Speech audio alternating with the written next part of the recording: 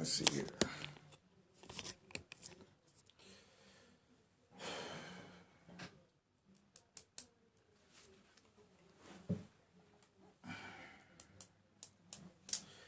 Hello, how y'all doing? How y'all doing? How's everybody doing? Living 120. All right, Living 120. Come on in the room. Come on in the room. Today is going to be an extra special broadcast. Today is an extra special scope today. Extra special scope where we're going to actually be telling my story. Extra special scopes as you guys come on in to the room. I'll wait about another 3 to 4 minutes for people to come on in. I'm going to go get me a water and I'll be right back.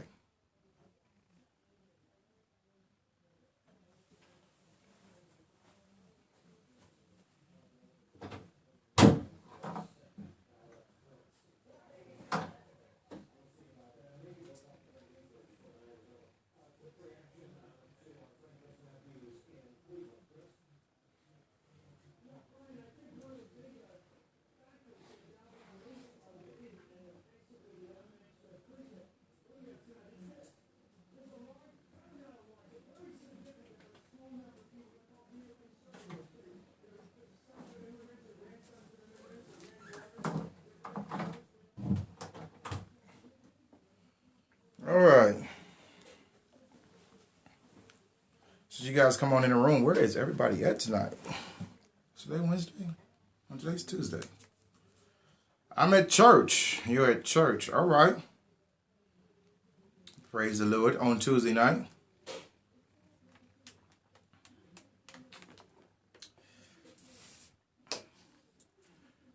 Tuesday night, she's at church, tuned in at church. Well, not sure if you guys seen, before we start the story, Donald Trump has officially won Florida. That says a whole lot for the Republican Party. I think that they are in for a tumultuous convention. I'm really interested to see how that's going to pan out. Really, really interesting. Really interesting. I think we're seeing politics, story of politics, begin to unfold that I think is going to make history this year as far as the Republican convention is concerned. There's going to be some, if they don't find a way to galvanize their people and actually unite and not bring division, it's going to be very interesting. Very interesting. So I'm just kind of waiting before we start so that people can get the full story. It's quite an interesting story. Oh, I'm not worried about Trump winning. Well, I'll tell you in just a minute. I'm going to tell my testimony tonight, and this is the first time I've ever told it publicly. People who are close to me in my inner circle, they know my story, but I've never actually told all of my story publicly. And so we're going to make it through in Jesus' name. We're going to make it through in Jesus' name. I've had some ups and downs like everyone else. But of course, when you tell your own personal story, it's that much more meaningful because it's something that you actually persevered through and went through. And just writing down like the little timeline that I had here, just begin to reflect on some of the things that I've been through, and it's challenging. It's about the best word I can utilize. Is that it's challenging.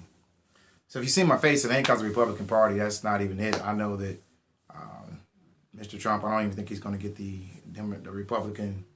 I don't even think he's going to get the nomination from the Republican Party. I think the Republican Party will divide before that happens. That's why I say it's going to be interesting to see what happens with that. But my concern, I guess my emotions tonight is for the story I'm about to tell. And we're going to go ahead and get started.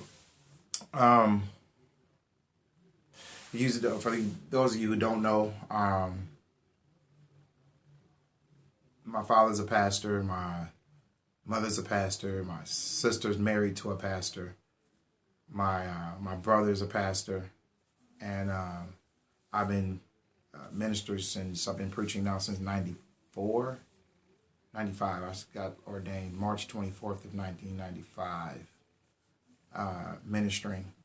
And I've always been caught and torn. I was between pastoring and business. It's always been a war inside of me because while business is my passion, my calling is to ministry. And it wasn't until a few years ago that I learned that pastoring is business, and that they wrestle against each other. But the church is the organization that calls for business-minded people. The church is an organization that calls for business-minded people. When I say that, that is to say that it has employees, it has accounts receivable, it has inventory, it has assets, it has buildings, it has purchases things.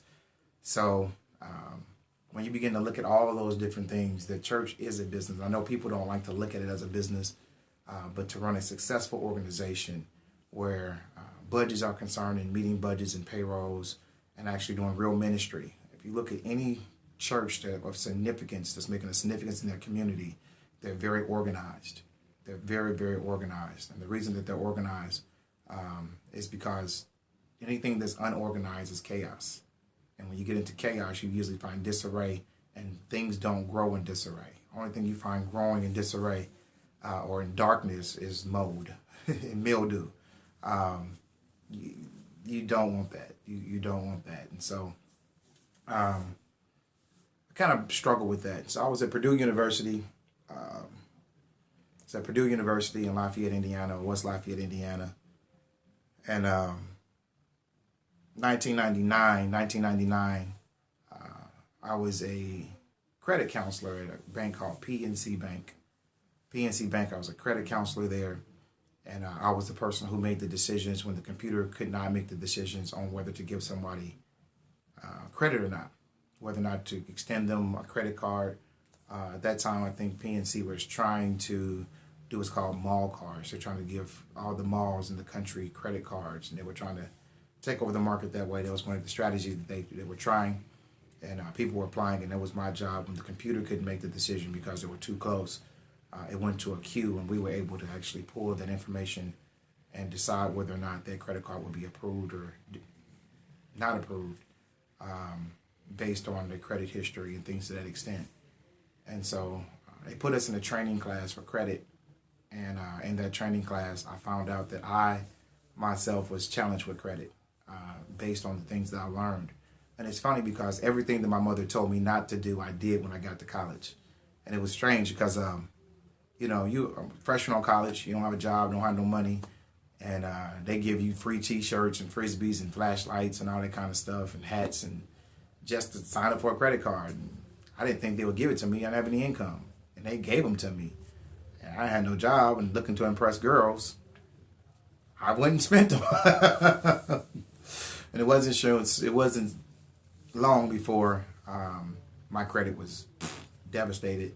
Didn't know it, really didn't even think twice about it. It wasn't even a thought. It wasn't a thought to me. By this time, I'm 19, 18. I'm 18 at this time, about 18 years old. Somewhere between 18 and 19 years old in that area. And as a credit counselor, I'm making $8 an hour at PNC Bank, moving through college. It's my junior year at Purdue. And I got a knock on my door. One of my really, really good friends, Lemar Welch, knocked on my door in my apartment. It was off campus. And he began to share with me. He showed me this check. And he had a check for $3,500.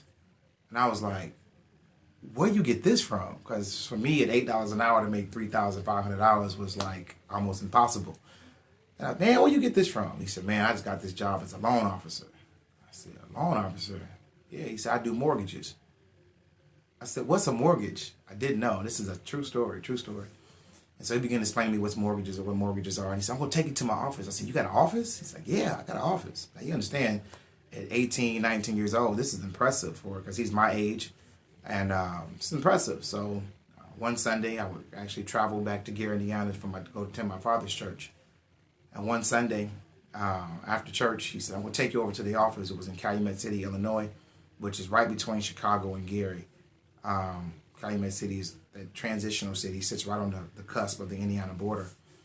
And so we drove over there to a company called Creative Mortgage and Equity.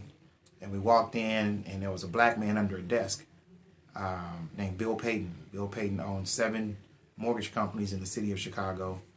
And he was up under the desk fixing on the computer. Never forget it. And so we went in Lemar's office, and he's showing me all the stuff that he's doing, and I'm impressed. He said, man, this loan right here is going to be worth $3,000. This one's worth $4,000. This one's worth $5,000. And I'm sitting there just counting money in my head like, man, really? You know, he's like, yeah. I said, is this stuff legal? He's like, yeah, it's legal. And so Bill comes in the room. Bill's the president of the company. And he comes into the room. He said, what are you guys doing here on a Sunday? What are you guys doing here on a Sunday? And Lemar was like, well, this is my friend George. And, you know, he's a student at Purdue. And I just thought I'd come in and work on some loans and actually teach him the industry. And he looked over at me and said, you a student at Purdue? I said, yes, sir. He said, well, you know, what are you studying? I said, business management. And he said, you working? I said, yes, sir. He said, what do you do? I said, I'm a credit analyst at PNC. He looked at me kind of funny. He said, you're a credit analyst? I said, yes, sir. So he picks up one of Lemar's files and he goes through it and takes out a credit report and he literally throws it at me. He said, read it. Okay, I do this every day, all day. So I began to read down the different trade lines and the credit score and the different things on the credit report. He says, you want a job? Well, yeah. I seen his check for $3,500. I'm saying all this money he got sitting on the table. I'm like, yeah, I want it. Yeah, I want it. Yeah, I'll take the job. And so my junior year, at the end of my junior year, I left Purdue University and went to work full-time at Calumet City, at Creative Mortgage and Equity at Calumet City, Illinois. Working part-time, just to honest goodness truth, it's got to be about 1997, about this time. Yeah, 1997. Somewhere between 97 and 98, somewhere in that area. I was working, supposed to be full-time, but we had no office hours. I didn't have an office hours. My job was to maintain the loans. And so Bill would not give us what's called a processor. A mortgage originator usually originate the loans, and then it will go to a processor. But Bill would not give Lemar and I a processor because he said we were young, and he wanted us to understand and learn the business inside and out. And so since we did not have a processor, there were things that we had to deal with that normally the average loan officer would not have to overcome, or those challenges in order to close a loan. And there was a guy in the office named Lionel Duncan. Lionel Duncan was an older guy who hated young people. He couldn't stand young people.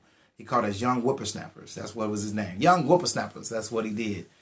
And he didn't like us. And so every day, but Lionel was making about $150,000 to $200,000 a year in this industry. He had a slew of investors that would come into the office, and he was teaching them how to flip houses and do all that kind of stuff. And so every single day, even though I knew he didn't like me, I was intentional and say, Lionel, or Mr. Duncan, that's what I call him. Mr. Duncan, what's the word for the day? He'd be like, oh, man, you know, and he would say something. He had the catchiest phrases. Older gentleman had the catchiest phrases. He'd say stuff like, man, I'm busy, you know, or one-legged bed in a kicking contest. I mean, just stuff that you'd be like, huh? You know, that was this Lionel. And after about a month or two of me going every single day to his office, what's the word of the day, Dunk? What's the word of the day? And Lionel he called me into his office one day, and he says, how many loans you got? And I said, I got about 4 or 5 loans I'm working on right now. He says, all right, you got room for one more? I said, yes, sir, I got enough. I got room for one more. He says, all right, we're going to split this loan 50-50. Here it is. You should make about $7,000 off this loan. And so I was like, really? Okay. All right. So that was $3,500 to me. Plus I already got 4 loans in my pipeline. Looked real good. And so Duncan began to kind of mentor me in the mortgage industry. One of the things, well, we'll get to that part. So I'll never forget this one time. This is before what's called Regulation 32. Before Regulation 32 came into existence. Regulation 32 meant that you could not charge what's called excessive yield spread. Yes, excessive points. A point is nothing but a percentage of a loan. When Section 32 came in, they regulated, said you cannot charge more than 8%. Well, Lionel had been charging 10%. That was about what he charged for his loans. And that's what I was being taught to charge for loans. And so I'll never get this one time, the woman, the loan he gave me, it was probably like 4 or 5 days before closing. And they called in and they said, I was talking to a friend of mine, and they brought up something called points. How many points, am I being charged for this loan? I was like, hold on. So I put the call on hold, pick up, intercom, Lionel. I don't remember their name. I remember it's Mr. and Mrs. Smith are on the line. And they want to know how many points we charging. He said, all right, I'll be in there in just 1 second. So he sat in my chair and he leaned back in his desk. He, literally like took over my office and he said, hey, how you doing? This is Lionel Duncan, and he said, hey, how you doing, Mr. Duncan? He said, what's going on? What can I help you with? So, well, we want to know how many points you charging. He says, 10 points. No, I'm just playing. We only charging you 8. And that was the end of the phone call. They was like, okay. So he hung up the phone. He says, that's what you always do, young man. You always go high and you come low. So you always go high and you come low. Okay. I'm 19 years old. Never been in the mortgage company industry before. He's my mentor. He's training me how to do this. This is what I believe is the standard in the industry. I don't know anything. I didn't even know what a mortgage was when I got there. And so during that time, I would travel back and forth between Indiana and Chicago. And on the radio, on the Christian station, there would be this guy. He was an attorney, and he was telling people how he could help restore their credit. So I called him. He was like, oh, man, you don't have enough debt. Don't worry about it. So I kept listening to him on the radio. I said, well, if he can do it, it's got to be something I can do. And so I began to research how to restore credit. And I found something called the Fair Credit Reporting Act. And I don't have a law degree, but I read the whole act, the entire act. I read it. And I was like, well, let me see if it works. So I started repairing my own credit, and believe it or not, stuff started falling out my credit report. I started getting letters from TransUnion, Experian, and Equifax, and stuff was falling out. I said, wow. So then I started digging more deeper into it. And so what I started doing was people who did not qualify for loans, I started repairing their credit, because if I repaired their credit, I could do the loan. And that's how we got started. And so I'll never forget this one couple. I still remember their name. Their name was the Alexanders. And this is 98, 99. They were building like a $350,000 home. And, to me, that was, a big loan for us. And I remember I was making we had to split everything with the mortgage company. I was making about $8,000 off the loan, about a $4,000 commission for me. And it was pretty big for me. I was excited about it. And we went to the house, and there's several things I began to understand. That this is the wealthy couple. They had sold their other house, and they're now living in an apartment waiting for the house that they're getting built to be completed. And so, we're doing what's called the 1003, which is the application at that time. And we're doing the 1003, and I said, well, how much money you have in the bank? And they gave me a number. I said, well, I thought you sold your previous home. They said, we did. So where's the money? He said, it's in the back in the drawer. Huh? They literally, this is not exact, they had $70,000 in the back room in the drawer. And you got two young men from Gary, Indiana. Thank God that we were saved. But 2 young men from Gary, Indiana in the house. Man, listen, you got to get that money in the bank tomorrow, because this was called seasoning of funds. And the bank wants to see that money has been the money for closing has been in the bank for a significant period of time. What's called seasoning of funds. The longer it's in, the more it's seasoned. And so there were some challenges with Mr. Alexander. He had some credit challenges. And no, I'm sorry. Miss Alexander had some credit challenges. Mr. Alexander, so they were on the cusp of being what's called conforming and non-conforming. Conforming is good credit, non-conforming is bad credit. And good credit means you get a good interest rate. Bad credit means you get a bad interest rate. And the difference was between 6%. At that time, there was a good interest rate, or a 9%, which was, not so good, but they would still be able to qualify for the home based on their income. But the difference in payment on a $300,000 house was very, very significant. And so we had a little time to spare because their house was still being built. I said, so this is the things I want you to do. I started teaching them how to rebuild their credit. So I want you to do this, this, this, and this. And hopefully in the next 4 months, by the time the house being built, we can see a difference in your credit score. Well, true enough, they came in my office and we reported their credit 4 months later. And we pulled Miss Alexander's first, and her credit score had went up. She's conforming. Congratulations. Good job. And we pulled Mr. Alexander's score, and he had missed a Sears card payment, and his score had dropped. They switched places. And as they switched places, I never forget, I'm a 19-year-old young man in the office with 2 people that I looked up to and respected. And literally, I thought they were going to fight in my office.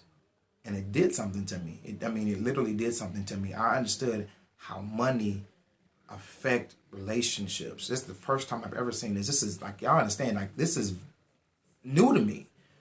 And I began to understand how money affects relationships. I mean, I thought that she was going to kill him, like literally kill him. They ended up closing on the home, thank God. Got my commission, everything went well. And so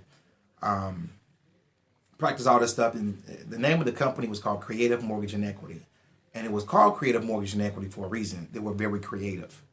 And very creative. And they were doing some things that were unscrupulous. But I didn't know they were unscrupulous.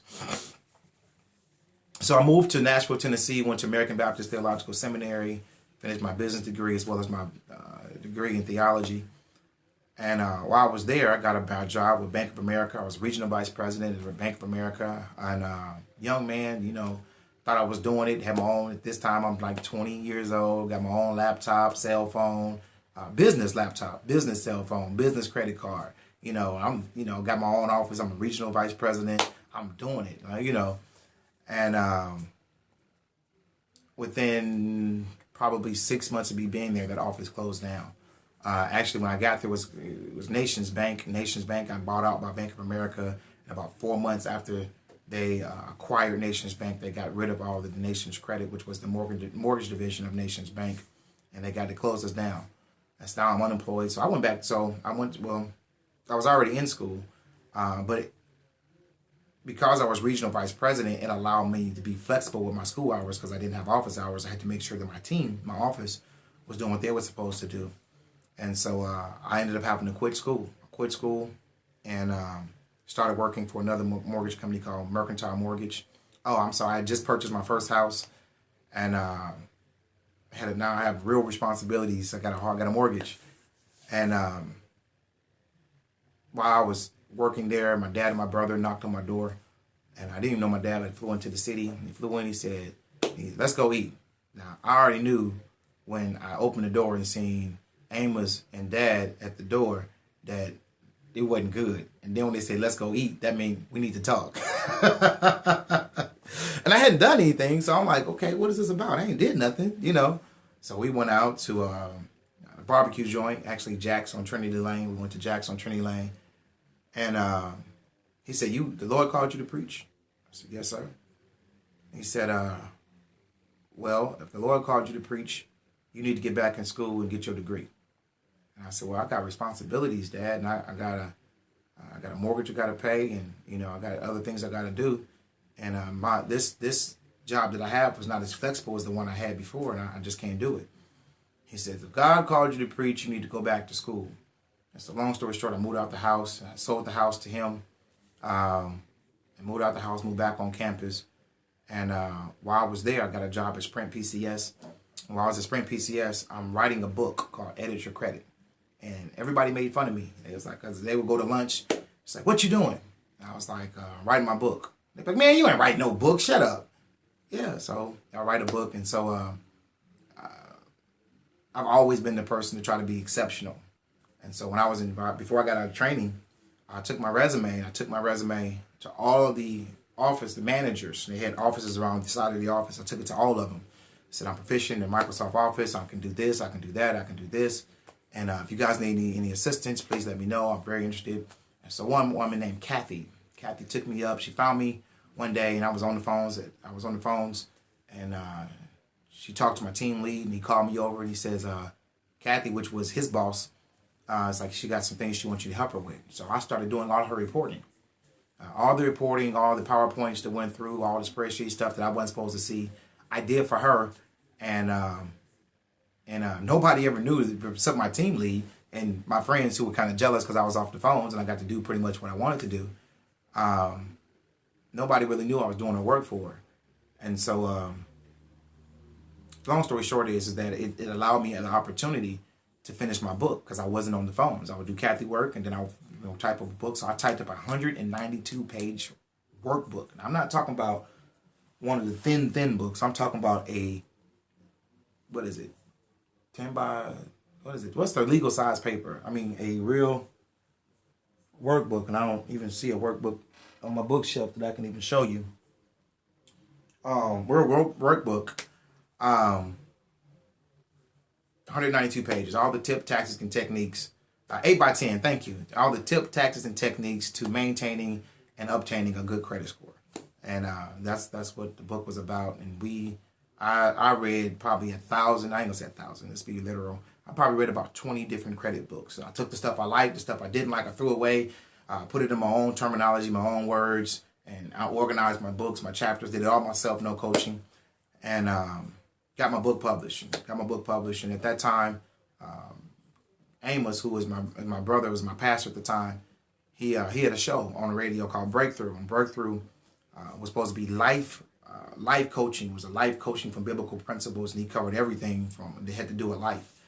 And so he had a financial show, and he was talking about credit. He brought me on to the show. He had an hour live show on the radio, and the phones rung off the hook. And I was, answering the questions. I'm sorry, I skipped a part. When I got to Bank of America, remember I told you guys I was at Bank of America as regional vice president. They sent me to Dallas, Texas for training. And while I was there in Dallas, Texas, they began to teach something called predatory lending. And I'm sitting there, and I'm so ashamed. Like, I'm literally like, wow. I didn't even want to look up, because they're talking about how lenders are taking advantages of communities, mainly the poor, which is really the minorities, and do something called predatory lending. And they begin to talk about how they did it. Well, it was the stuff that I used to do with Credit Mortgage and Equity. I was convicted. I was like, what? Because again, when I got into the industry, I knew nothing about mortgages. And so now they're training me the right way. And I found out everything I was doing as I was lying to people, I was deceiving people, I was taking advantage of people. And these people were my own people. When I say my own people, I'm talking about black people, African Americans. And we were charging excessive interest rates. We were just doing, you name it. We were yield spread, hiding yield spread points. We were making them bring more money at closing that they didn't know they had to bring. I mean, you name it, man. We were doing it. And I had no clue that this stuff was not ethical. And we got there and they began to teach against this stuff. And so now when I got on the air for the first time, I began to teach what mortgage companies do and how they do it. Because I've been there on the other side, able to tell my story of how I did it and say, this is what you want to look for when you get ready to buy a home. And so Amos brought me on another show. He brought me on to another show. And phones rung off the hook again. And so that was my last show with him. Well, at least during that time. He had to go out of town about 2 weeks, maybe a month later. He had to go out of town. He said, well, I got to go out of town. You think you can do a show by yourself? I said, yeah. He says, our show, man, has a lot of information. I said, man, I got a 192-page workbook. Trust me, we can talk. So I did the show by myself, and phones rung off the hook again, just answering question after question after question after question. I mean, literally, phones rung off the hook. So Dr. Bab was the owner of the show, and he came out and he called me Baba Louie. He said, Baba Louie, you kind of good with that credit stuff there. You good with that finance stuff. I said, well, thank you. Thank you, Dr. Bab. And if you don't know, Dr. Bab owned the station. He in Nashville, Tennessee. He was the one who wrote Pray For Me. Pray for me. Very, very mega pastor. They had mega church back in the 70s before they were mega churches. And gave my dad his first church, actually. He was supposed to do a revival in Clarksville, Tennessee. And they didn't have a pastor. So he sent my dad, knowing that if he wasn't and preached, that they would call him. And that's exactly what happened. That's how my dad got his first church, through Dr. Bab. So he had a special liking for me and my brother Amos, because he really kind of helped my father get started. So Dr. Bab said, you want your own show? Yeah. He said, okay, all right. We're going to work out the paperwork. We're going to make sure that you can get your own show. Okay. So like literally the next week I was on every single day, 5 days a week for an hour. So when Breakthrough went off, the George Howard Show was coming on. And Breakthrough dealt with life coaching skills. George Howard Show just only dealt with finances. And so through that, I'm still going to school and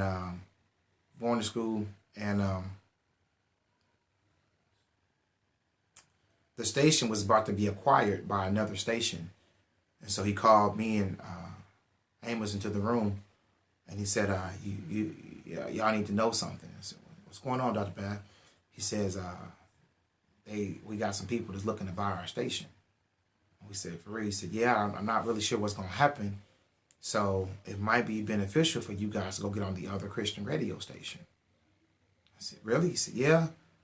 They're going to acquire them too. They're buying both of us. He says, one is going to stay Christian and one is not. He said, I don't know what they're going to turn it to, but to make sure your broadcast stays on the air, you probably want to be on both stations. So I went to the other station, got on the air. I would be on the air for an hour on one station and go to the other station and be on for a half an hour. So I was on for an hour and a half in Nashville every single day for about that. I was on for like 2 years before that happened. So about 3 years at the other station. For about a year, I'm on both stations at the one time.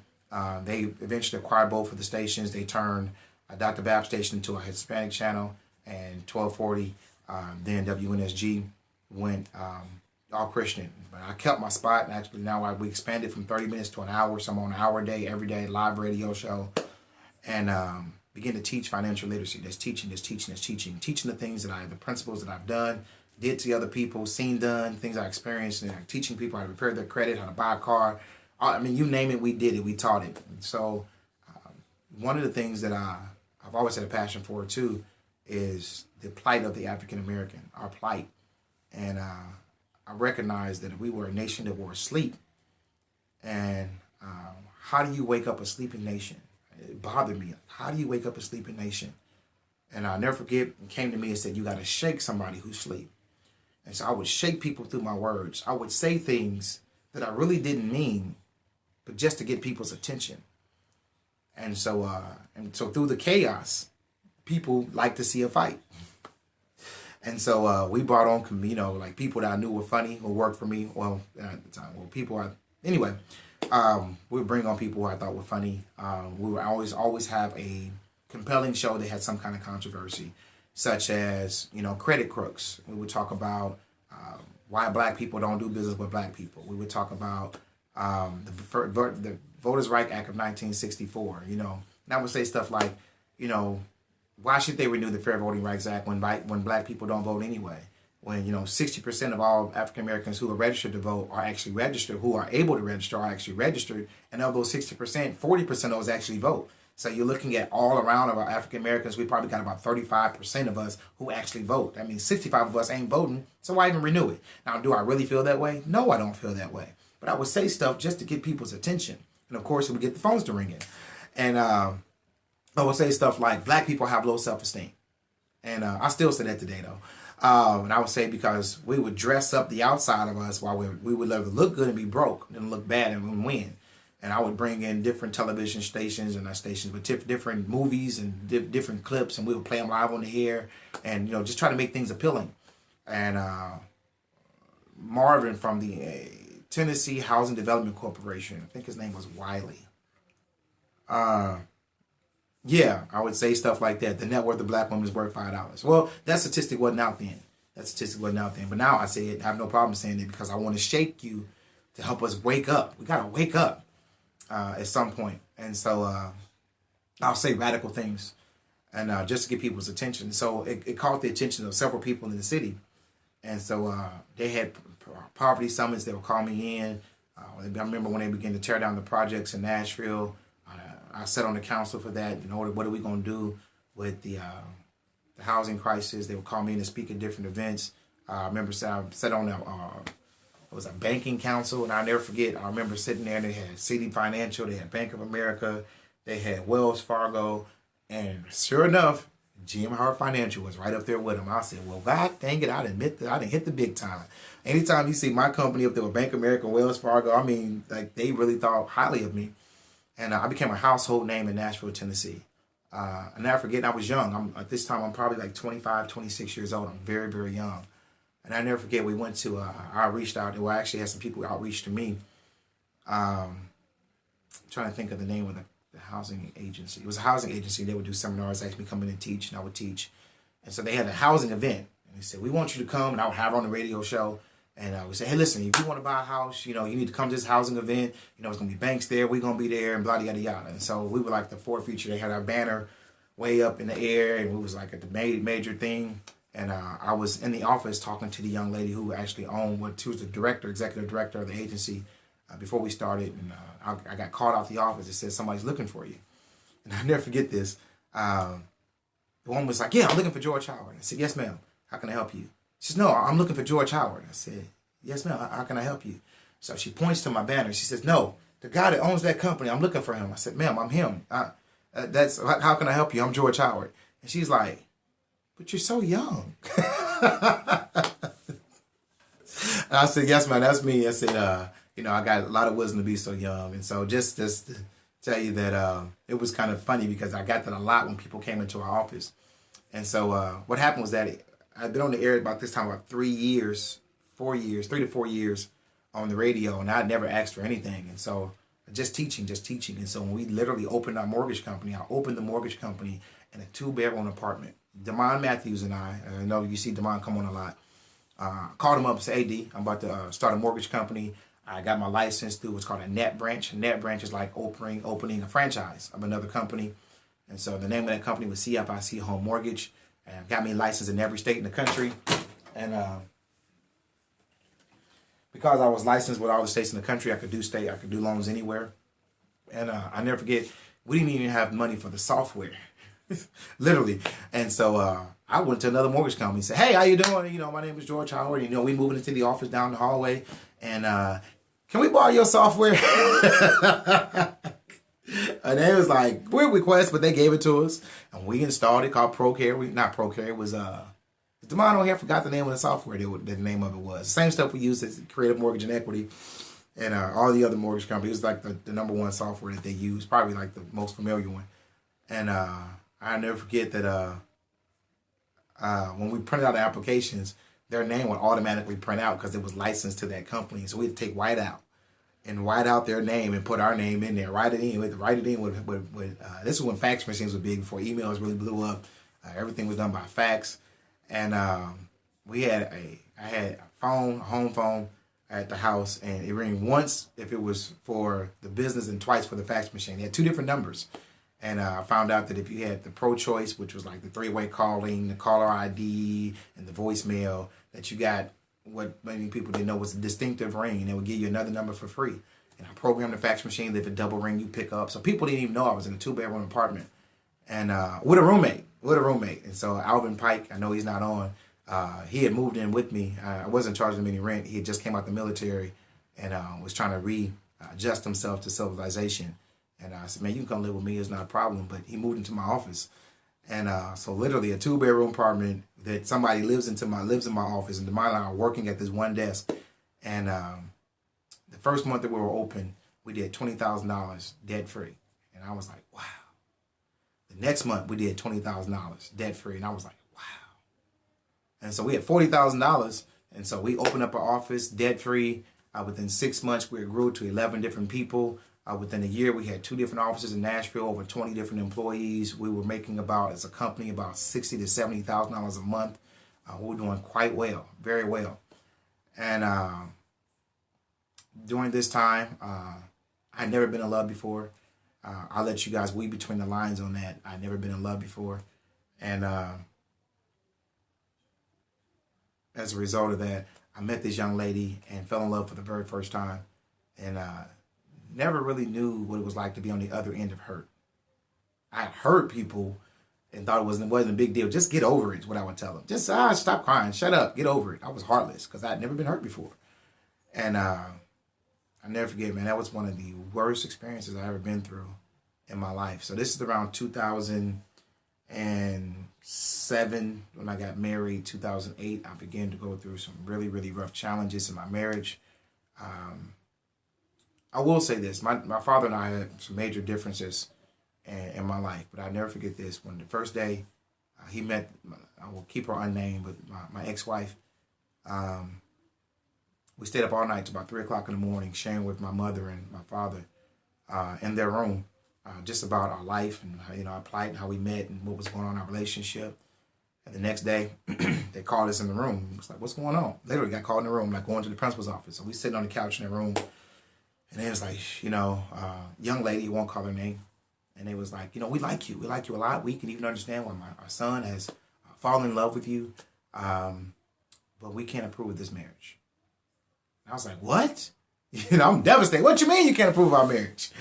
And they began to share the reasons why. And they pretty much said that, my son is doing all these things in the relationship, and there's some of the results and some of the things that we've heard you say, or we heard our son say, and you did not discredit it, is concerning for us. And because of that, we just don't feel like, we think you're a good girl. We just don't think that y'all are meant for each other.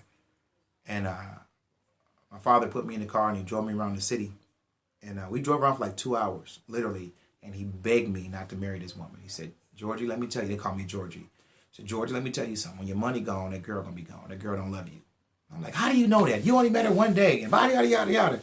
And sure enough, long story short, we had some very, very rough times. Very rough times in that marriage. She had 3 kids, and they were not mine. And married her and bought her a 6,000 square foot, bought us a 6,000 square foot house, $850,000 home in Hendersonville, Tennessee, 4 bedrooms. I mean, it was nice. Very, very, very nice home and a very exclusive community.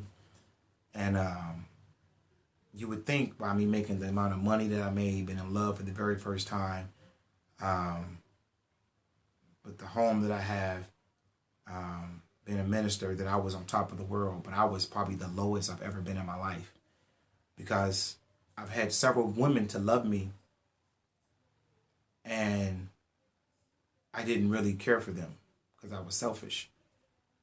And finally, I love somebody and they don't love me back. And no matter how much I do, no matter what I did, I couldn't get this chick to love me, and I couldn't figure out why. Why? I mean, I did everything. She didn't work. I took care of her, her 3 kids. I mean, you name it, I did it. And I just seen Mr. Robinson come on the line.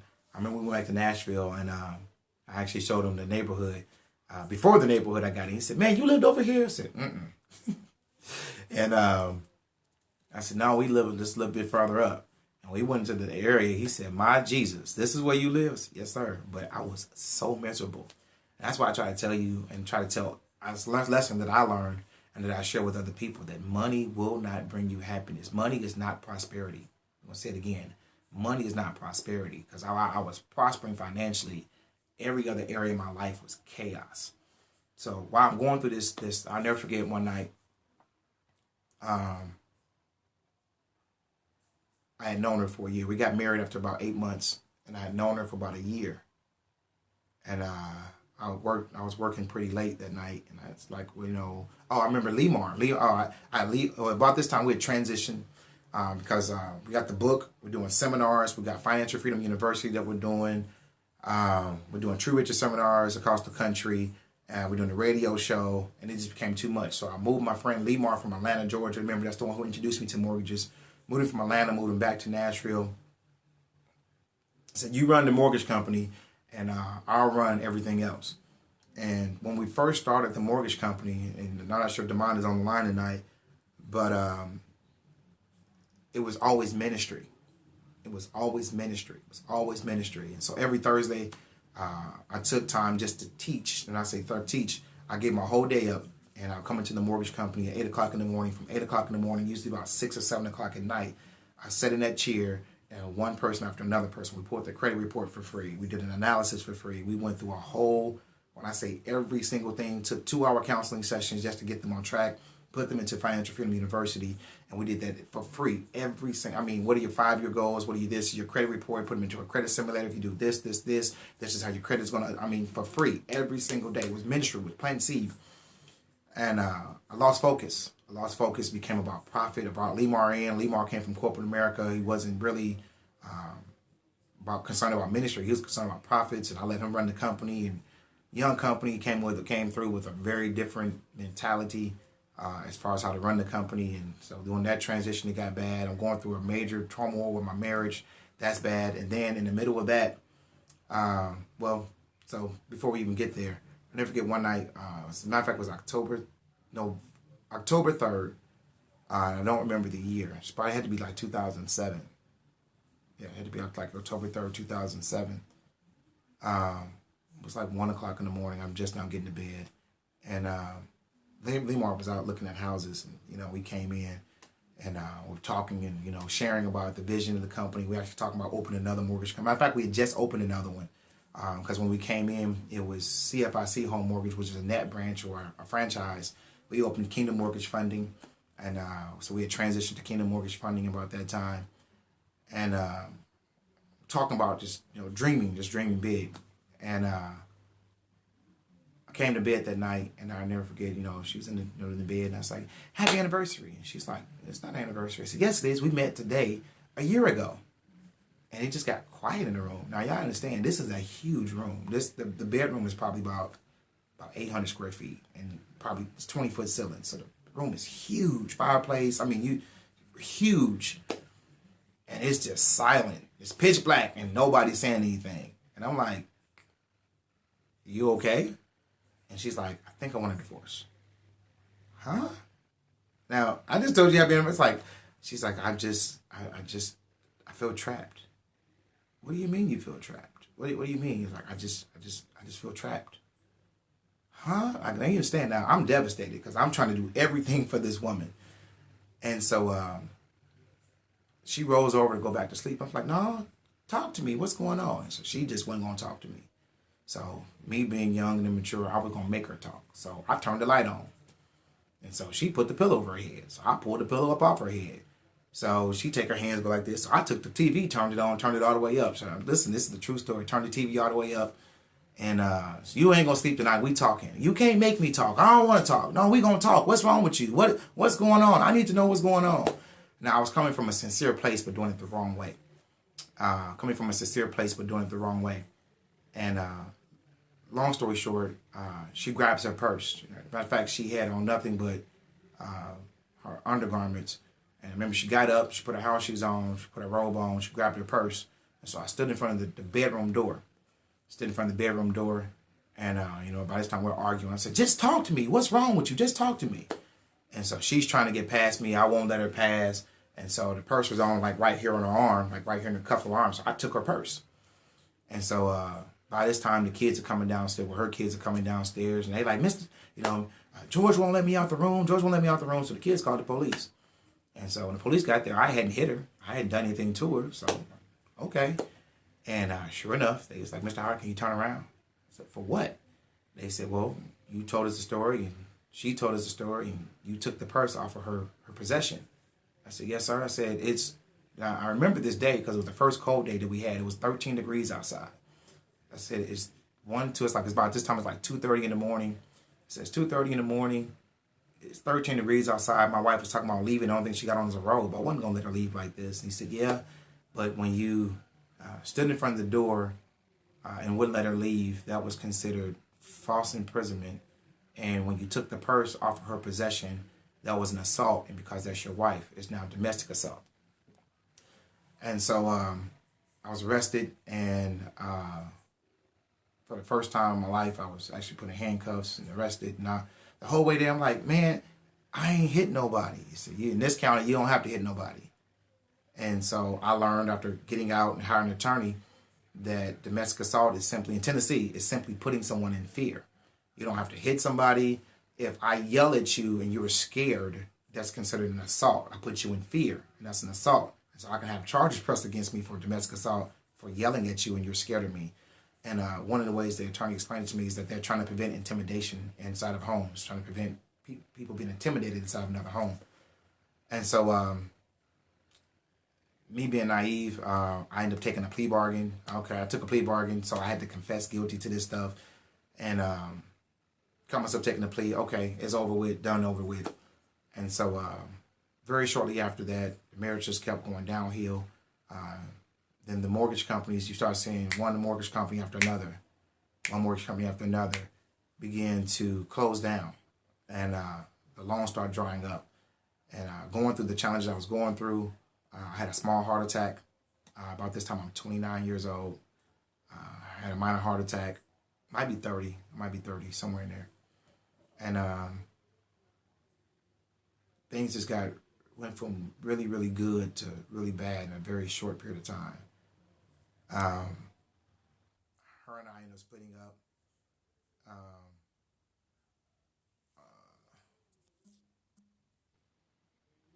Somebody was calling me. Her and I we ended up splitting up, and I lost everything. And when I say everything, my phone just keep ringing. I apologize. When I say everything, I lost more than my money. Everything that I worked for was gone in less than 6 months. My health was dissipating. My credit, well, about this time, I was still okay about this time financially. I had invested in something called CDOs, credit default swaps. I put about $200,000 into credit CDOs. Was supposed to be AAA rated. Come to find out they were no good. So I literally just lost $200,000. That was pretty much all my money. I had about $50,000-$60,000 that we're using to run the company. We went from making $60,000 to $70,000 a month to making about 19, maybe 15, somewhere in there, and still having to do payroll. And I felt like everything that I own and everything, all my successes came from people who helped me be successful. And I tried my best to hold on to the company and not lay anybody off. And me still live nice. And have them to suffer, and they made me who I was. I refused to throw them under the boat. I just refused to throw them off the boat. And so I never forget, I was waiting for, this is the end of Bush's second term. And he tried to pass the bailout bill for the mortgage companies, and he was declined. He was denied. And President Obama was running at that time, and he's saying he's going to pass the bailout bill. And I'm like, yes, please pass this bailout bill. My phone keeps ringing. I apologize. I'm like, yes, please pass this bailout bill. And Obama got elected. He passed it, but the banks still were not lending. And I'm expecting when he passed, they send the money to the banks start lending again, everything resumes again. And the banks still didn't lend even after they got the money. And so we ended up having to close down the offices. And I remember sitting in my house by myself at my desk and crying. I remember crying. And was like, it's over. I had lost my radio show. I didn't say lost it, but I went off the air. I closed the doors of both mortgage companies, laid everybody off. My health was dissipating. My credit is now in shambles. I've lost all my money. And I went from here to here overnight. And it took a lot to get used to.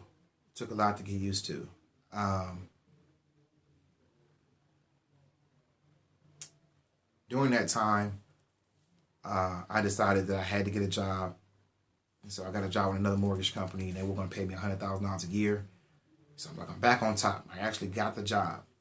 And they put me through legal department. But actually, through the HR, whatever.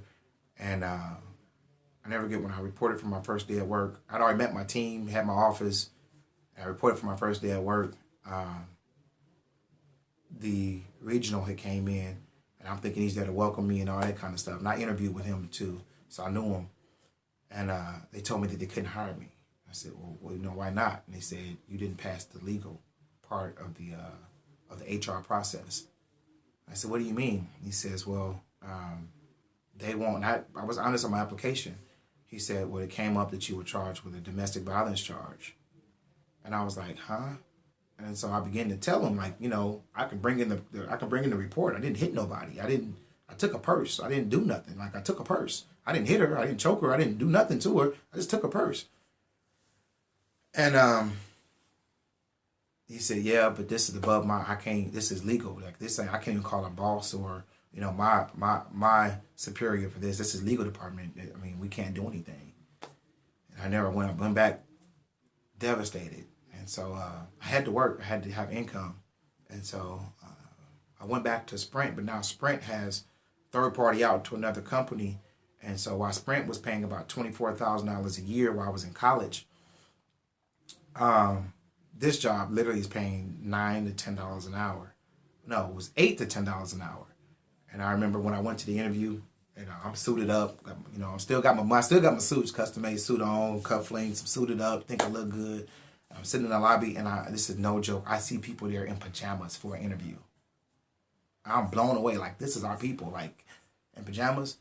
And went into the interview, very honest on the application, put it in there. And so they looked at my resume, and they said, Mr. Howard, you overqualified. Like, you should be applying for a higher level position.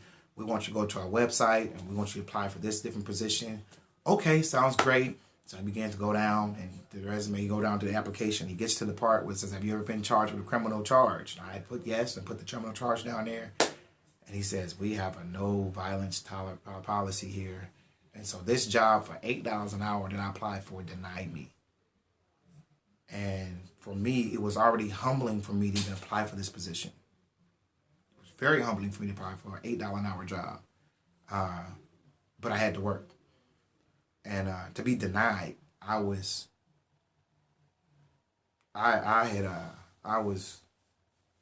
it hit me hard. That's all I can say. I don't even know the words to express. It hit me really, really hard. And so the house that my dad had bought for me in Nashville, I ended up moving back into that home.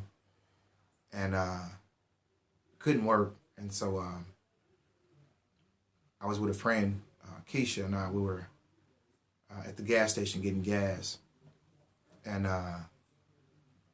American Gangster, a guy came up to me and said, man, I got that American Gangster. I said, man, they ain't even out the movies yet. It's like 2 weeks before American Gangster came out. He said, I got that American Gangster. I said, they ain't even out yet. He said, man, I'm telling you, I got it. So we pulled out this little DVD player and he hit the play button. And sure enough, it's American Gangster before it came out in like really, really like the screener copy, the good copy. I said, how much? You know, it's a bootleg. So I'm expecting to be $3, $4. He said, $10. I said, man, I ain't giving you no $10 for no bootleg. He said, man, the movie ain't even out yet. And so I was like, well, you know, he got a really good point. If I was to take me and a friend, I'm going to spend more than $10 for it. So I bought it for $10. And I never forget, he put in his pocket. I had a $20 bill, and he went in his pocket, and he put on a wad about that thick. And I'm not playing. It was all 10s and 20s. And he did it intentionally, too. And I said, man, you made all that money today? He said, yeah, out this one movie. I said, oh. Now, y'all know my wheels are always spinning. Always spinning. So I went home, I put the movie in, and sure enough, it was a screener copy. I said, well, shoot, I got 2 weeks. I can sell some DVD. This is the honest goodness truth. And so I went, I didn't know nothing about burning the DVD. I didn't know about copying them. I went and bought some external DVD players, went and bought a 50-pack of DVDs, and we burned all 50. And it took me all night to burn all 50 of them. And went and bought me a little mobile, portable DVD player. And I went around playing American Gangster, showing people it was a real copy, selling them for $10 a piece, and I sold all 50 in one day. I made $500 in a day. I was saying, what? Oh, man, this is nice. So everybody was asking me when I was selling American Gangster, what else did you have? Well, I didn't have any other movies. So I went to this dude named Mike, who I knew, who sold DVDs. It was a good friend of mine. And went over there, and he's like, man, just take all these. And he gave me like about 30 DVDs. And so I went, bought a 50-pack of DVDs. And I went and started burning. It took all night. Started burning. Long story short, I looked at the DVD industry as a market. And I said, well, what is it that I don't like about DVDs? I don't like the camcorder ones. I don't like the fact that when you go, you got to flip through a book. They ain't got a list. I don't like the fact that they don't deliver. I don't like it. So I came up with all this stuff that I didn't like about the industry. And I said, this is what I'm going to do. And so I made a list. I had my DVD player. On my list, I had different categories and sections. It was color-coded. And it said action, horror, children's, drama, comedy. And I had on there who was starring. I had if it was on there like a DVD copy or a cam copy. Cam is when you see the heads walking through the theater. And I would show them. And so I would go to the grocery store and I would play the children's movies on the DVD. Whatever the newest children's movie was out, I would play the children's movie. And I would be right there at the door playing, watching the little movie, whatever. When the kids walk by, they would be like, Mommy, he's watching Alvin and the Chipmunks. And I was like, yeah, I got a copy, man. I got a copy for you. And, and I'll never forget this. This is when I really realized the power of marketing. My thing was 5 for $20. Everybody else selling for $5 a piece. I said 5 for $20. And I wasn't moving as quickly as I thought I would. And wasn't moving as quickly as I thought I would. And literally, I changed the marketing from 5 from 20 to buy 4, get 1 free. And I couldn't keep them. Same price. But the way I put buy 4, get 1 free, and I couldn't keep them. And so about this time, I started studying. I learned how to download, learned how to do torrents and all that kind of stuff. So movies.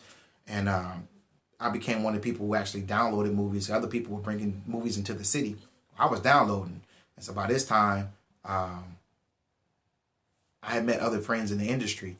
And so they're like, man, you got that such, man, I already got that. I've been had that for 2 days. How you get it? I download. So everybody in the city started buying their movies from me. So, I mean, like literally, I took over the whole DVD market in Nashville in a matter of like 3 months. And this is the honest goodness truth. In 3 months, I took over it.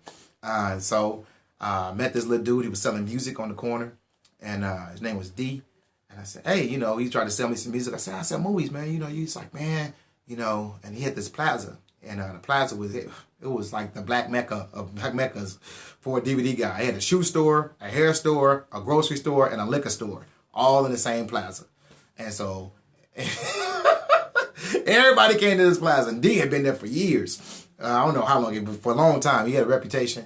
So I said, hey, man, I tell you what, everything you sell, I give you 25%. He said, okay. So I go home at night, I burn all day.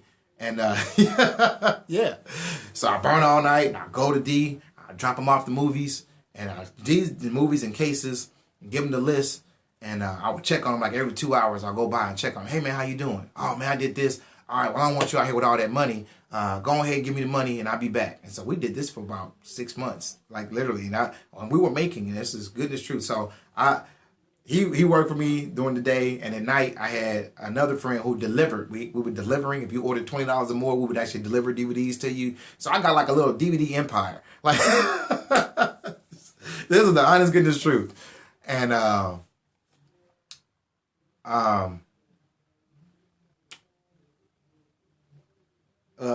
little DVD empire. And so I never forget, I came home one day and I was tired. And I had been doing this over a year now. Now, this supposed to started off with just American Hustler. That's all it's supposed to. American Hustle was all it's supposed to start off at. And a year later, I'm doing the same thing. And I was like, God, I don't want to do this no more. This ain't me, And during this time, all of the friends that I had left me. Lee Mar's gone. My friend Andre is gone. My friend Alan Barber's gone. My friend Alvin Pike is gone. They left me. And I'm like literally friendless. And they told me that, well, it's funny how people are with you when you up. And when you down, people have the funny chance to leave. And they all had their different excuses and reasons. Well, we didn't like the guy who you became with the DVDs, whatever. Man, we were friends. I don't have a single friend that does not live with me. And I mean, I do not have a single friend who has not lived with me at some point in time. Not a single one. They all did. And when I needed help, they left me. Literally. And so to this day, I still have no friends because I don't know.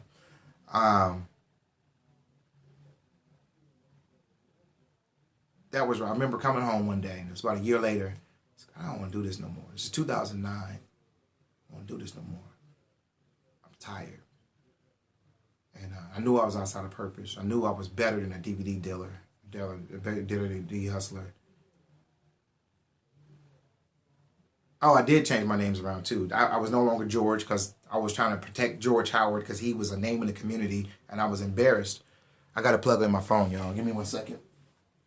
I know when I plug this in, it's probably going to stop the recording on it, so I apologize. It's probably going to stop the recording, but I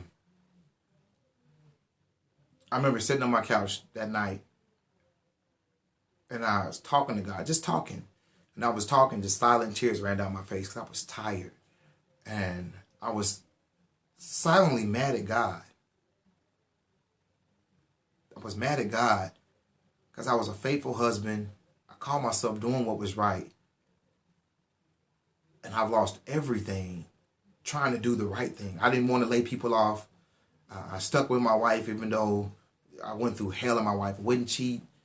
Just was mad at God. And I remember sitting there talking to him tonight and I cried.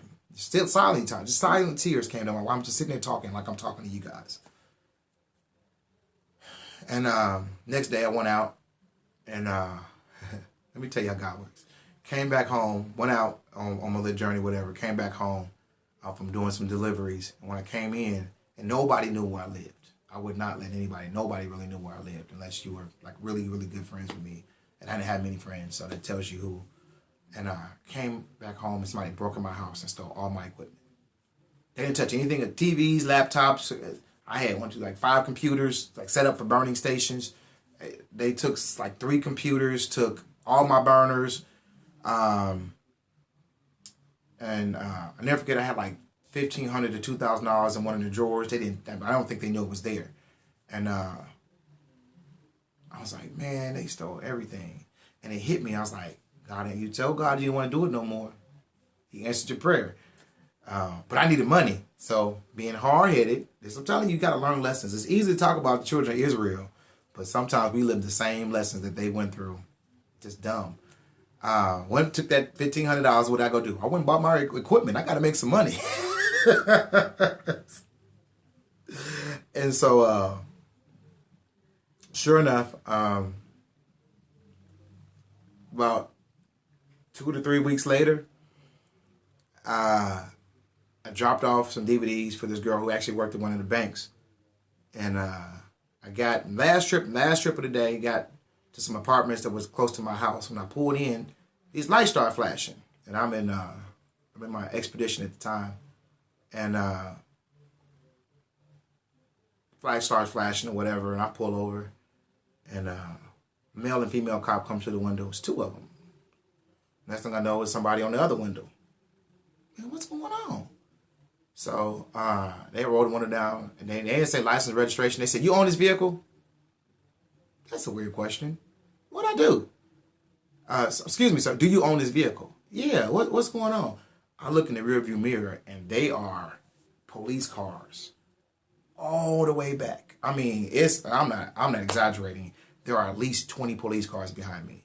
Now I'm scared. Like, what is going on? So they literally had me there, ran my license registration. I came back clean. They still ain't told me what I did. They want to search my car. I ain't getting out the car. You can't search the car. No, we're going to bring the dogs in and let them smell. I said, man, you can bring any kind of dog you want to, but you ain't searching my car. I can't let them search my car because I got all these illegal DVDs in there.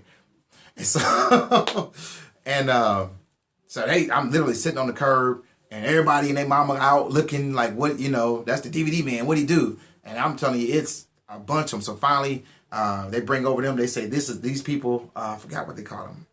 ICE. It was somebody like ICE. And the other people was, no, it was not ICE. It was Firearms and Tobacco. And the other one was FBI. And I'm like, dude, the feds is out here? Like, what, dude, what's going on? So they asked me, where are you coming from? I said, well, I just left my uncle's house, and I stopped by my friend's house on the way home, and on my way, now I'm lying. I'm on my way to my girlfriend. So where she live at out here? Man, what's going on? I ain't telling you where my girl stay at. Why do you want to know? I ain't telling I'm a DVD guy. I'm breaking the law. Y'all, it's 20 cops out here. And the feds. I ain't telling. And so I never forget. I was like, man, I'm starting to feel harassed. I've been out here for over an hour. You guys still ain't telling me what I did. You keep asking me questions. I came back clean. Why can't I get in my car and go? Well, you ain't gonna let us search the car. We gonna call the dogs on you. Well, call the dogs. I ain't got no drugs. And so sure enough, they call the dogs. The dog walk around the car. No drugs. So, they still won't let me leave. And I'm like, man, what is going on? So they begin to, so of course they play good cop, bad cop. And so I was like, man, I'm starting to feel harassed. And he was like, harassed? Oh, harassed? The last guy said he felt harassed. I found 20 keys in his trunk. You feel harassed, Mr. Howard? I'm like, man, dude, he owns something. I don't know what's wrong with him. Something wrong with this dude. So of course the good cop comes over. He's like, well, he's like, listen, you seem to be a professional young man. The house you just came from, we've been watching for quite some time. You pulled up to our house and you dropped off a package. Can you tell us what was in that package? I was like, yeah, it was some DVDs. She let me use some DVDs. I returned them to her, and that's what it was. I returned some DVDs. Her name was Alicia. So I returned some DVDs back to Alicia, and what, y'all thought it was drugs? No, I ain't got no drugs. No, some DVDs. And so the bad cop comes back over, and he was like, well, I tell you what. You let us search your car, and if we don't find no drugs and we don't find no guns, you see them people over there, all they want to know is drugs and guns. I don't care. You can have anything else in the car. If there's no drugs and no guns, then we'll leave you alone. I said, you promise? Because I'm tired. I'm ready to go home. He was like, yeah, no drugs, no guns. We'll let you go home. So they searched the car, find my DVDs, find my list. And so he bring my list back over to me. He said, you had me sitting over here for an hour and a half on the side of the road for some DVDs. I said, no, you had me sitting on the side of the road for an hour and a half. I didn't ask for this. So we laughed about it, joked about it. Went back home like, Jesus, that was close. And then, I'm calling my friends. I'm shaking. I'm like literally shaking, like, oh my God. So get home, call, somebody up. I don't remember who it was, man. You won't believe what just happened to me. And I was like, man, they searched my money. Go in my car, look at my glove compartment. All my money gone. They took my money. I'm like, oh Lord. Like, that's all I had to my name. Like, us. So, long story short, my car ended up getting repossessed.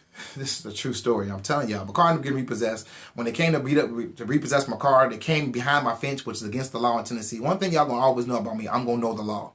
If I'm gonna break it, I'm gonna know it. They cannot come behind my gate. I will always lock my gate. They came behind my gate, locked my gate. And so I tried to jump in my truck and pull off, and the guy opened my door.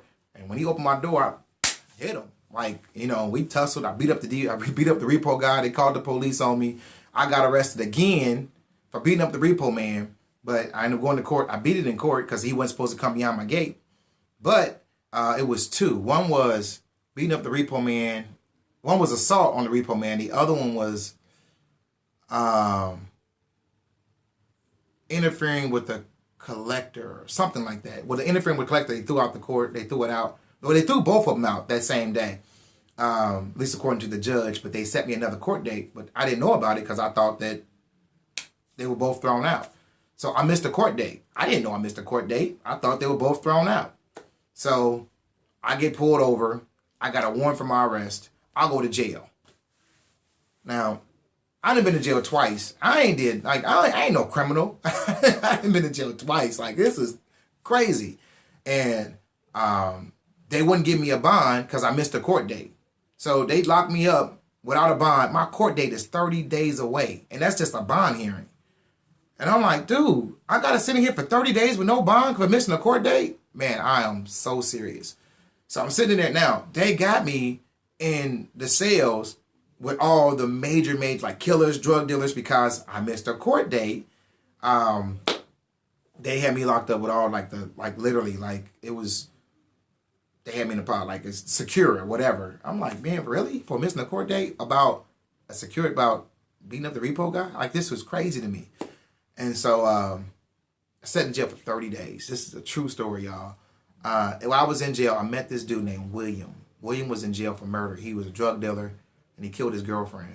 And, he was accused of killing his girlfriend. And William was teaching a Bible study in there. And I went down to the Bible study, and me and him became real good friends. And I ended up teaching the Bible studies in jail. And I had never seen faith like William. We became really, really good friends. And he had exceptional faith. He turned his life around, and he showed me pictures. He showed me pictures of himself before he had been locked up. He was waiting for his court date. And, man, he full beard, afro. Dude was like this, like big. And by this time, he probably lost about 150 pounds in jail, teaching, very humble, very soft-spoken, just a man of, just sincere, good man. Changed his life over, man. He was like, man, I just want to live for God. Literally. I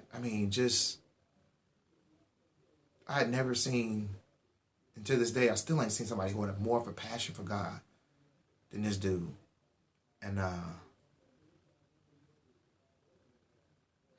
eventually ended up getting out of jail, went to court, beat the charges. Because, of course, it was really thrown out. But I sat in jail for 30 days to find out that the court case was really thrown out. So at this time, I'm destitute. No DVDs, no money. So Alan Barber, he was like, well, gee, you always looked out for me when I was in Nashville. You can come to Dallas, Texas is where he is. And I'm doing really well here. And which he was, he still is. Doing really well here. Man, you can come to Texas and take over. Dude, it's nothing like Nashville. I should have left a long time ago. And so I was considering that, and I said, well, I got a father who's struggling in ministry back in Gary. I got a daughter back in Gary. I'm going to go back to Gary. Now, everything in me wanted to go to Texas because that's where the money was. Now I'm going to go help my dad, help my daughter, and see my daughter, be in my daughter's life. And came back here, and things went really well at first. And what I wanted to details, because I don't want to bash my father. What I wanted to details, found out that there was some very immoral things that were happening in my family. I refused to participate in it. And because I refused to participate in it, my father became really at odds. Really at odds. And I'm living with them. And they ended up putting me out. Long story short, they ended up putting me out over stupid stuff. If I told you guys wouldn't believe it. I'm just getting this true. And so I was homeless. Homeless, no job, no car, like nothing. And I ended up going to stay with my auntie, my mother's sister. And I'm devastated again. Like, man, I was on top of the world. And now I'm living on my auntie's basement on her couch.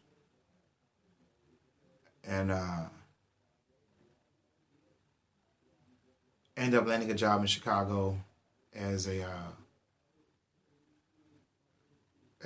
housing counselor. That's when we started doing modifications, the hardest hit fund, things to that extent. I was there for about 2 years. Now, I worked for a pastor, and I had to catch the train from Gary to Chicago, get off the train, catch a bus. The bus took me to another station, and that bus would then take me to the office. So it took me literally about an hour and a half to get to work, about an hour and a half to get home every single day. I would walk to the train station, and because I had no car. And I did this every single day. And about the third or fourth month after I was there, they stopped paying me. But I'm still going to work. They said, well, Illinois, we're waiting for the money to come in.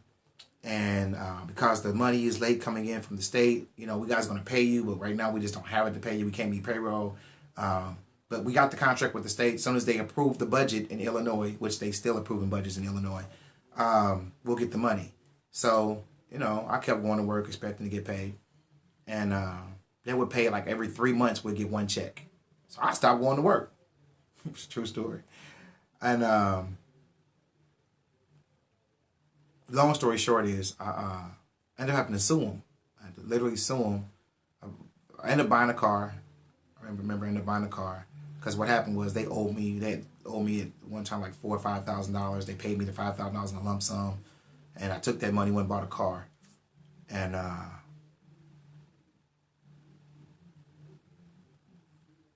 continued to go to work. And they continued to pay sporadically. And I knew in the state of Illinois, again, I'm a researcher. I knew in the state of Illinois, it was $10,000 the most I could sue for. So when I got to $9,000, I stopped going to work. And I never forget, I went into the office one day and I said, listen, me and the preacher, the pastor had fell out. He owns the place, he's the director of it, whatever. We fell out. Because at this point, he ain't used to people talking to him like I talk to him. And I talk to him really ugly in front of his employees. I said, listen, man, you outside driving a Mercedes. You got money. I want my money and I want it right now. And I ain't going nowhere till you give me my money. I told you I'm hot-headed. I tried to tell y'all. And I threatened to put them hands on them. I want my money and I'm not playing. Like, I'm so serious. I done worked. I want my money. Like, I'm so serious. I'm about to beat this dude down, like, for real. Like, I'm not playing, And thank God I didn't do it. I ended up taking him to small claims court. We won. It wasn't even a case. Like, the judge, I really just gave her my contract. It said I was on salary for the amount of money I was on. It's about the time I was out of work. He couldn't contest. His contestment was, his defense was, well, I kept coming to work knowing that they couldn't pay me. And she was like, she told him, slavery been over in this country for a very long time. And for over 100 years, what she said. And I won the lawsuit. Took the money from the lawsuit. And I moved to Indianapolis, got another job as a housing counselor there. And got a couple consulting contracts. We started a SureTech. We got a $15,000 grant from the state of Indiana as one of the top technology firms in the state. From there, kind of a SureTech kind of took off. And very slowly, my life began to build back up. Very slowly, my life began to come back together. And this is how awesome God is. Hey, how you doing? That's how awesome God is. 3 years ago, I was homeless. 4 years ago, I was homeless with no car. Broke. And today, I can say I own 4 houses debt-free. I got an S500 outside, debt free. I got a business. I got 3 businesses that I have. All are doing pretty well. We're looking now this year. We're going to close at least $5 to $10 million in contracts this year. I'm restarting my ministry again. I feel like I'm living in purpose again. And when I look back on all of it, you think about the stuff that you went through and you felt like God had forsaken you. And the whole time, the only reason I was able to survive and able to do what I did, it was being at the right place at the right time that you thought it was. And it really wasn't at the right place at the right time. It was God orchestrating your steps. It was God putting you with the right people, with the right positions. It was God looking out for you when you wasn't even thinking about him. It was his grace. It was his grace. And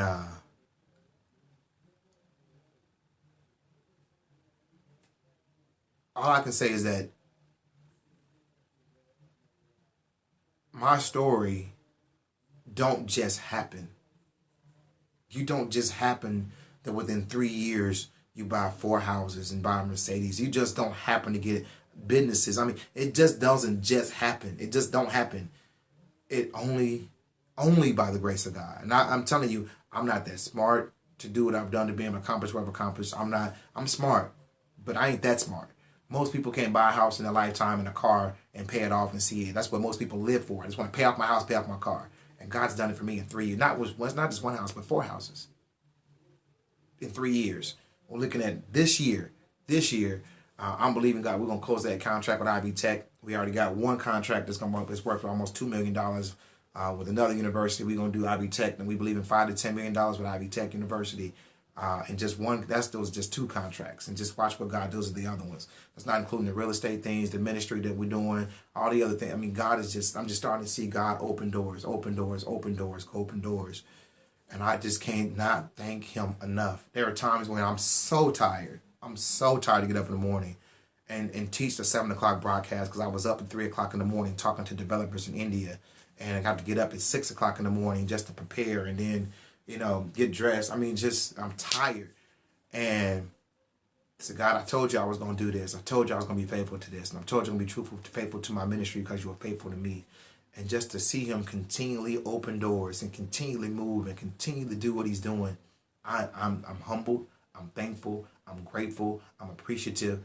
And I can say over the last 10-year journey of what my ups and my downs, one thing that I can really, really say is that I'm so much more appreciative for the simple things in life. So much more appreciative for the stuff that I took for granted. I now can thank God for because I'm spoiled. I was a spoiled, manipulative, selfish, womanizing, whatever name you want to put behind it. And God broke me and humbled me over the years to show me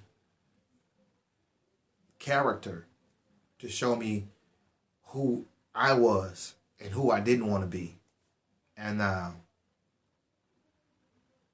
I'm grateful. And this is my first time telling my whole story. I never really told people I got arrested. That's something I'm ashamed of.